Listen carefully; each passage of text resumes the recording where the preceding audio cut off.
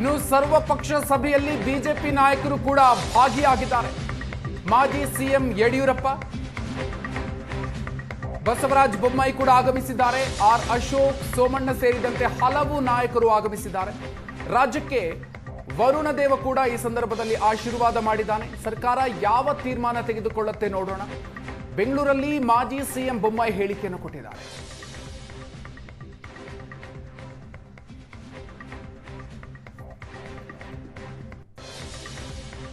ಸರ್ವಪಕ್ಷ ಸಭೆಗೆ ಬಿಜೆಪಿ ನಾಯಕರು ಕೂಡ ಆಗಮಿಸ್ತಾ ಇದ್ದಾರೆ.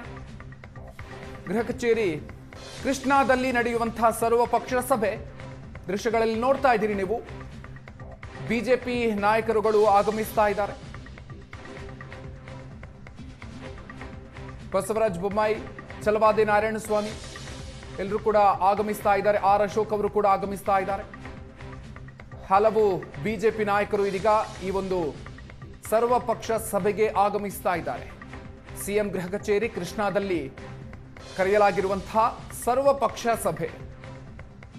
ಕಾವೇರಿ ನೀರಿಗೆ ಸಂಬಂಧಪಟ್ಟಂತೆ ತಮಿಳುನಾಡಿಗೆ ನೀರು ಬಿಟ್ಟಿರುವ ವಿಚಾರವಾಗಿ ಮಾಹಿತಿಯನ್ನ ಈ ಸಭೆಯಲ್ಲಿ ಮುಖ್ಯಮಂತ್ರಿಗಳು ಹಂಚಿಕೊಳ್ಳಲಿದ್ದಾರೆ.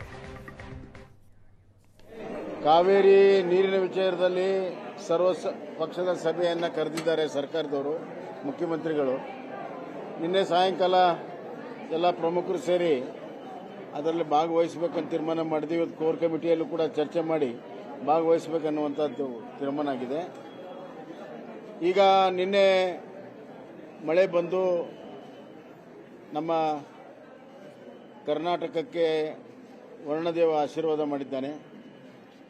ವಯನಾಡಿನಲ್ಲೂ ಆಗಿದೆ, ಕೊಡಗಲ್ಲೂ ಆಗಿದೆ, ಈ ಕಡೆ ಸಕಲೇಶಪುರದಲ್ಲೂ ಆಗಿದೆ, ಕ್ಯಾಚ್ಮೆಂಟ್ ಏರಿಯಾದಲ್ಲಿ ಆಗಿದೆ. ಆ ಹಿನ್ನೆಲೆಯಲ್ಲಿ ಕಬಿನಿಯಲ್ಲಿ ನೀರು ಬಿಟ್ಟಿದ್ದಾರೆ. ಅದನ್ನು ಪೂರ್ತಿ ಆಗೋದು ಕಾಯಕ್ಕಿಂತ ಮುಂಚೆನೇ ನಿನ್ನೆನೇ ಸೂಚನೆ ಕೊಟ್ಟು ಸ್ವಲ್ಪ ಮುಂಚಿತವಾಗೇ ನೀರು ಬಿಟ್ಟಿರುವಂಥದ್ದು ಗಮನದಲ್ಲಿದೆ. ಏನೇ ಆಗಲಿ ಸುಪ್ರೀಂ ಕೋರ್ಟ್ನಲ್ಲಿ ವಾದ ಮಾಡೋದಕ್ಕೆ ನಮಗೆ ಭಾಳ ಗಟ್ಟಿಯಾಗಿರುವಂಥ ವಿಚಾರ ಸಿಕ್ಕಿದೆ. ಸರ್ಕಾರ ಏನು ಮಾಡ್ತಿದೆ ನೋಡೋಣ. ಯಾಕಂದರೆ ಇದು ಕೇವಲ ಒಂದು ಬಾರಿ ನೀರು ಬಿಡೋದು ಜೂನ್ ಜುಲೈ ಪ್ರಶ್ನೆ ಅಲ್ಲ. ಇಡೀ ವರ್ಷದಲ್ಲಿ ಕಾವೇರಿ ನೀರಿನ ನಿರ್ವಹಣೆ ಯಾವ ರೀತಿ ಮಾಡ್ತಾರೆ ಸರ್ಕಾರ ಅನ್ನುವಂಥದ್ದು ಬಹಳ ಮುಖ್ಯ. ಸರ್ಕಾರ ಏನು ಹೇಳ್ತಿದೆ ನೋಡೋಣ. ನಮ್ಮದೇ ಆದಂಥ ವಿಚಾರಗಳಿದ್ದಾವೆ, ಅಲ್ಲಿ ಸರ್ಕಾರ ಜೊತೆಗೆ ಚರ್ಚೆ ಮಾಡ್ತೀವಿ. ಕಾವೇರಿ ನೀರಿನ ವಿಚಾರದಲ್ಲಿ ಸರ್ವ ಪಕ್ಷದ ಸಭೆಯನ್ನು ಕರೆದಿದ್ದಾರೆ ಸರ್ಕಾರದವರು, ಮುಖ್ಯಮಂತ್ರಿಗಳು. ನಿನ್ನೆ ಸಾಯಂಕಾಲ ಎಲ್ಲ ಪ್ರಮುಖರು ಸೇರಿ ಅದರಲ್ಲಿ ಭಾಗವಹಿಸಬೇಕಂತ ತೀರ್ಮಾನ ಮಾಡಿದ್ವಿ. ಇವತ್ತು ಕೋರ್ ಕಮಿಟಿಯಲ್ಲೂ ಕೂಡ ಚರ್ಚೆ ಮಾಡಿ ಭಾಗವಹಿಸಬೇಕನ್ನುವಂಥ ಸಂತ ರವಿದಾಸರ 550ನೆಯ ಜನ್ಮ ಶತಾಬ್ದಿಯ ಅಂಗವಾಗಿ ಉತ್ತರ ಪ್ರದೇಶದಲ್ಲಿ ವಾರಣಾಸಿಯಿಂದ ಅಲ್ಲಿರುವಂತಹ ಮುಖ್ಯಮಂತ್ರಿಗಳು ಯೋಗಿ ಆದಿತ್ಯನಾಥ್ ಅವರ ನೇತೃತ್ವದಲ್ಲಿ ದೇಶದ ಎಲ್ಲ ರಾಜ್ಯಗಳಿಗೂ ಕೂಡ ಈ ಒಂದು ಸಂತ ರವಿದಾಸರ ಜಯಂತಿ ಅಂಗವಾಗಿ ಎಲ್ಲ ಜಿಲ್ಲೆಗಳಿಗೂ ಕೂಡ ಇವತ್ತು ಪವಿತ್ರ ಕಳಸವನ್ನು ತೆಗೆದುಕೊಂಡು ಹೋಗ್ತಾ ಇದ್ದಾರೆ. ಅದೇ ರೀತಿ ಕರ್ನಾಟಕ ರಾಜ್ಯದಲ್ಲೂ ಸಹ ನಮ್ಮ ಕೇಂದ್ರದ ರಾಜ್ಯದ ಉಸ್ತುವಾರಿಗಳಾಗಿರುವಂತಹ ರಾಧಾ ಮೋಹನ್ ದಾಸ್ ಅಗರ್ವಾಲ್ ಅವರು, ಸಹ ಉಸ್ತುವಾರಿಗಳಾಗಿರುವಂತಹ ಸುಧಾಕರ್ ರೆಡ್ಡಿಜಿಯವರು, ಎಲ್ಲ ಹಿರಿಯರ ನೇತೃತ್ವದಲ್ಲಿ ಇಲ್ಲೂ ಕೂಡ ಚಾಲನೆ ನೀಡಿದ್ದೇವೆ.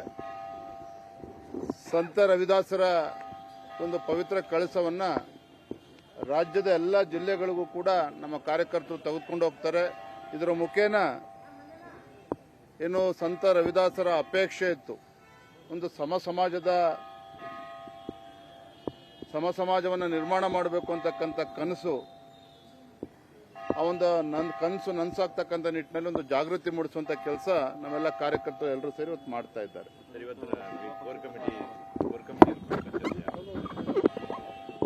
ಕೋರ್ ಕಮಿಟಿಯಲ್ಲಿ ಬಹಳ ಪ್ರಮುಖವಾಗಿ ಅನೇಕ ವಿಚಾರಗಳು ಚರ್ಚೆ ಆಗಿದ್ದಾವೆ.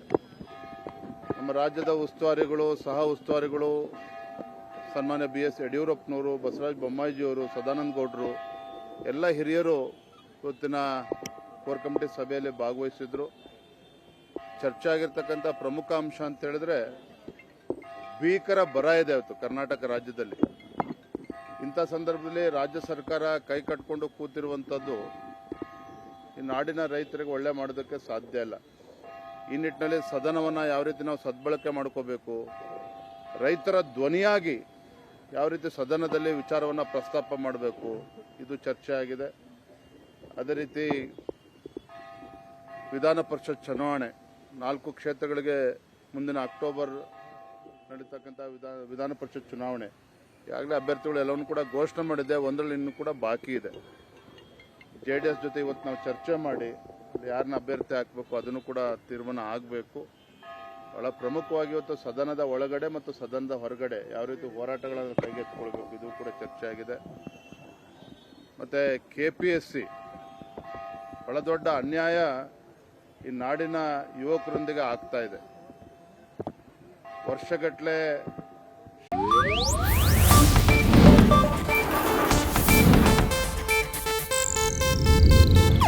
ಇದು ಏಷ್ಯಾನೆಟ್ ನ್ಯೂಸ್ ನೆಟ್ವರ್ಕ್ ಪ್ರಸ್ತುತಿ.